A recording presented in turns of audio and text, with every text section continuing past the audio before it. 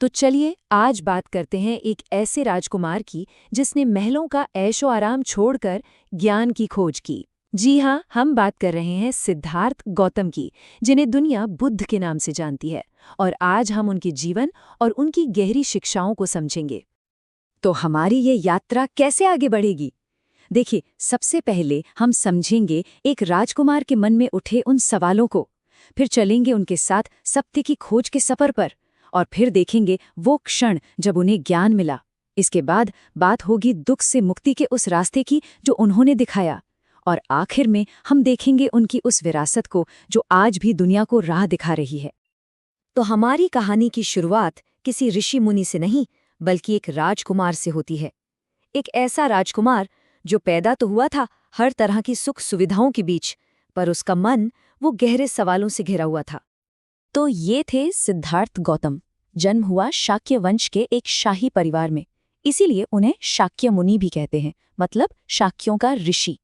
पर सोचिए, महलों की सारी चकाचौंध, सारा ऐशो आराम, इसके बावजूद उनका मन हमेशा जीवन और मृत्यु जैसे बड़े सवालों में ही उलझा रहता था।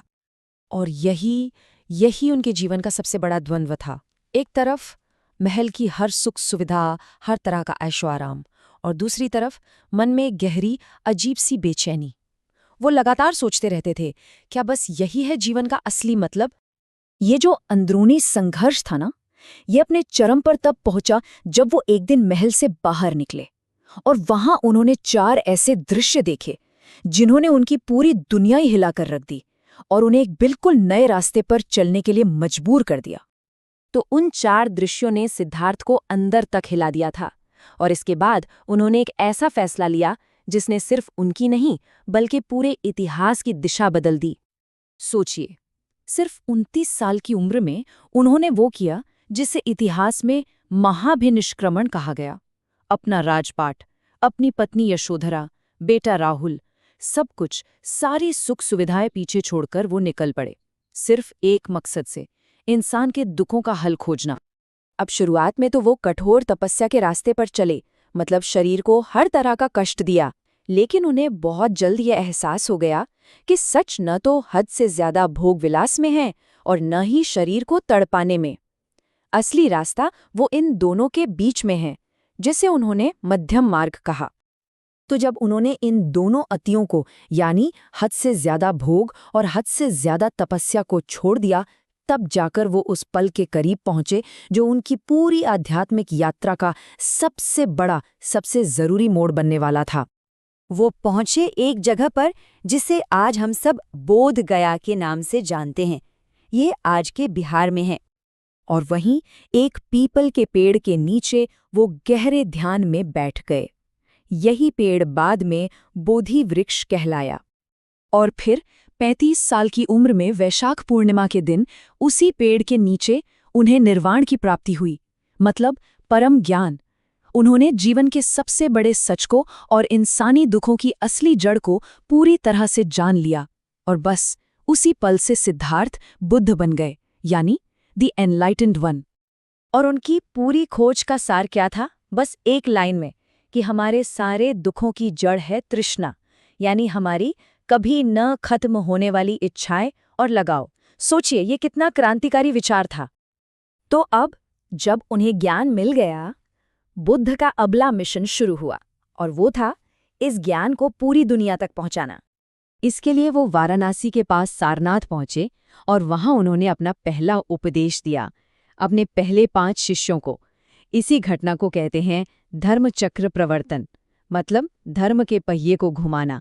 यहीं से उनकी शिक्षाओं का कारवां शुरू हुआ। और इस पहले ही उपदेश में उन्होंने अपनी सबसे बुनियादी शिक्षा दी, 4 आर्य सत्य। इसे एक डॉक्टर के नुस्खे की तरह समझिए। पहला, उन्होंने कहा जीवन में दुख है, ये एक सच्चाई है। दूसरा, इस दुख का एक कारण है। तीसरा, अच्छी खबर ये है कि इस दुख को खत्म किया जा सकता है। और चौथा, इसे खत्म करने का एक रास्ता भी है। और वो रास्ता, वो इलाज क्या था? वो था अष्टांग मार्ग। ये कोई बहुत मुश्किल फिलॉसफी नहीं है, बल्कि जीने का एक प्रैक्टिकल तरीका है। इसमें 8 बातें हैं, जैसे सही नजरिया, सही इरादा, सही बोलचाल, सही काम, ये सब मिलकर हमें दुख से निकालकर ज्ञान की ओर ले जाते हैं। तो सवाल ये है कि इस एक इंसान और उनके संदेश का दुनिया पर असर क्या हुआ। देखिए, ज्ञान मिलने के बाद अगले 45 सालों तक वो लगातार पूरे भारत में पैदल चलते रहे और अपना ज्ञान हर किसी से बांटते रहे, बिना ये देखे कि कौन अमीर है, कौन गरीब, कौन किस जाति का है। उनका संदेश बहुत ही सीधा और उस समय के हिसाब से बहुत क्रांतिकारी था। अहिंसा यानी किसी को चोट ना पहुंचाना, करुणा मतलब सबके लिए दया, और समता यानी हर इंसान बराबर है, कोई ऊंच नीच नहीं। और फिर 80 साल की उम्र में कुशीनगर में उन्होंने महापरिनिर्वाण प्राप्त किया, यानी अपना शरीर छोड़ दिया। लेकिन जाने से पहले वो अपने अनुयायियों को एक बहुत ही शक्तिशाली संदेश देकर गए। अप्प दीपो भव, मतलब अपना दीपक खुद बनो, अपनी राह की रोशनी खुद बनो, किसी और पर निर्भर मत रहो। और यही बात हमें एक बहुत जरूरी सवाल पर लाकर खड़ा कर देती है।